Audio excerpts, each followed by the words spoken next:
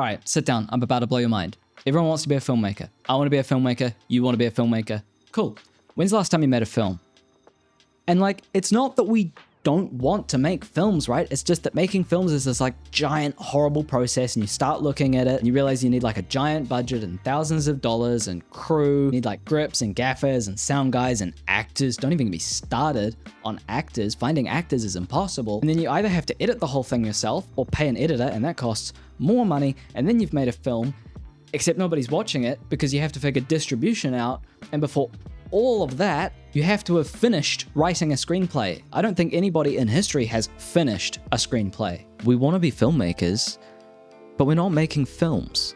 Recently, I did a few experiments with cinematography, and I ended up learning something completely unexpected, which is that you can make a film without any of that, with a few caveats. Look, I'm not trying to be mean, okay? But you know, like when you walk past a film set in public, and you kind of like, you're looking at everyone, kind of having a little look, and you're just like staring at everything they're doing and how they're lighting it and everything, and you just go, damn, that should have been me. Yeah, here's the thing. If a studio executive showed up at your front door, like in 20 minutes from now, and said, hey, we've got $100 million spare, so we're thinking about funding a film for you.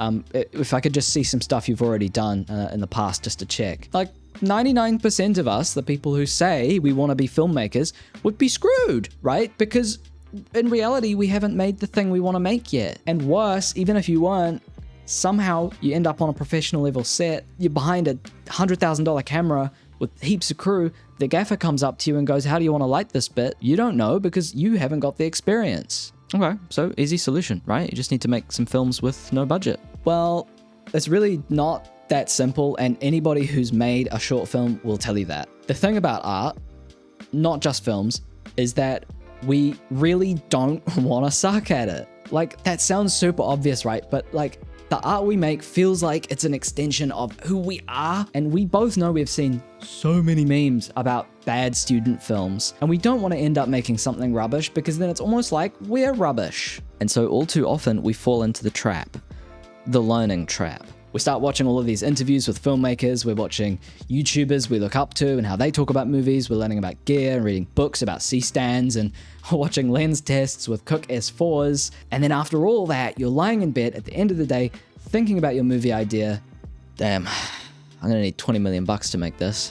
Because you're convinced that if you aren't doing everything the best possible, most professional, top tips kind of way, that it won't be good enough. Hey, guess what? Your first movie, your first 3 or 4 movies, they aren't going to be good enough. If you're creative and dedicated and passionate, chances are, like me, you have incredibly high standards for yourself. And no matter how much knowledge you have about filmmaking, nothing is going to prepare you to actually be at your location, dealing with 101 problems at once, and trying to make the thing.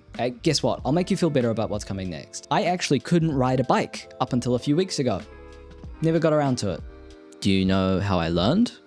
I borrowed my girlfriend's bike. I went down to the local park and I embarrassed myself in front of grown adults, falling on my ass a few times until I got it. And now I can ride a bike, and it's pretty sweet. Thing is, I could never have learned to do that by reading books about bikes or cycling. I couldn't have learned to do it by watching Burn Peak Express, no matter how good his videos are, because you can't replace real world experience. So what's my point? Remember how filmmaking is art? Remember how art can involve breaking the rules a little bit? Okay, so here's the deal. Microfilms, huh? Like this one.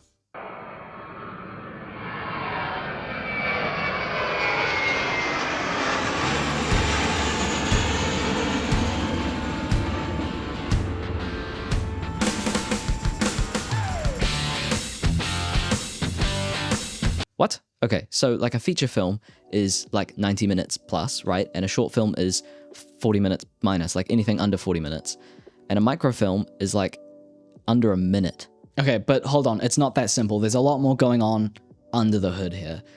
Most of us, I think, want to make feature films or docs. Short films are a totally valid thing, but I think for a lot of us, they feel like kind of a necessary stepping stone to get to create feature films. But the thing with short films is that they're still crazy expensive. They're still crew intensive. And if we're honest, Short films are intensely competitive. The skill bar for the short films, especially if you want to go the festival route right now, is insane. Remember how I said your first few films are gonna suck? It doesn't sound like that long, but the amount of work that it takes to make a 10-minute short is fucking huge. It takes a lot of time, and if you have big ideas, it takes big money. The real power of the microfilm is like this.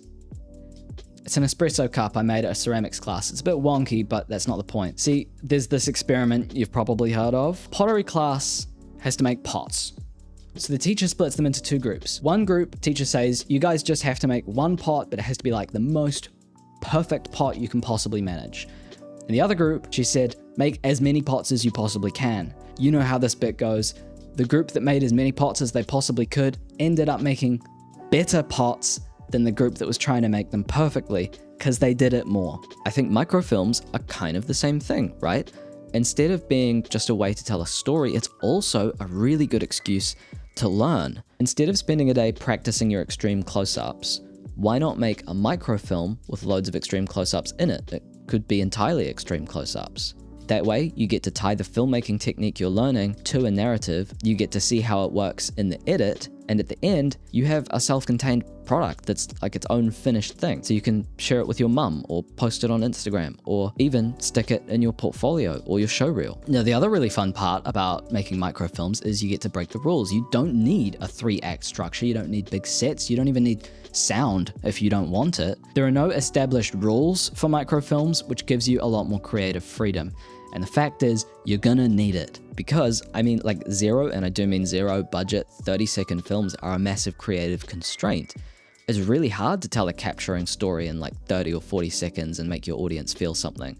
So it means that you have to get experimental with your filmmaking techniques and your storytelling and figure out ways that you can work within that structure. Don't get it twisted. I don't think that the best approach to microfilms is to sit down and try to think really hard about the best possible story you can tell in 30 seconds. I think the more useful and rewarding way is to think of a specific thing you want to learn, whether that's nighttime interiors or extreme close-ups or top lighting or tracking shots. Take that thing you want to learn and then figure out the most fun you can have with that shot or technique. And because microfilms are so limited in scope, they're just way more achievable. You can 100% make a microfilm this weekend, especially if you just cast yourself as all the roles. In fact, you could do one of these every week. Trust me on this one. I think if you've never made a film or a short film, you'll learn a lot more from making 50 microfilms in a year than you will from making one short film. And that way, when you do later on take the plunge and invest the money, time, and potentially friendships into making a longer short film or feature film, you can take all of the lessons that you've learned in your microfilms with you. I also think that it's just really fun, right? And I think we obsess over getting stuff perfect far too much as filmmakers. In reality, there are bad cuts and misgraded clips in so many of my videos that no one has ever noticed. Instead of trying to make the perfect film, just make films because making films is fun, right? I mean, that's why we want to be filmmakers, right? It's not so we can say we're filmmakers or so we can say we're the most technically advanced camera operator there is. It's because it's fun. And so taking all of the pressure off, not needing to have a cracking good release because you've got another one coming in 4 days anyway, just lets you focus on doing what you want to do with the microfilm, having a bit of fun, and forgetting all of the rules, all of the pressure, all of this social media, you have to shoot it on an Alexa type of stuff. But the coolest thing is, not only do you get to forget about all of that, but when you're done, you do have some films. And when you've made 3 or 4, when people say, what do you do? And you say, I'm a filmmaker, you have something to back it up. Once you've made 5 or 6, you've probably got a decent show reel, and then you can start going and pitching brands to do commercial work. You can pitch directors to do narrative work for them. All of a sudden, all of the doors start to open just because you made a bunch of 30-second films that people told you didn't count. I think that microfilms is such a refreshing and interesting concept, and I would really love it if you made one. If you do, make sure you tag me when you post it. I'd love to see them. Stay hydrated and create art.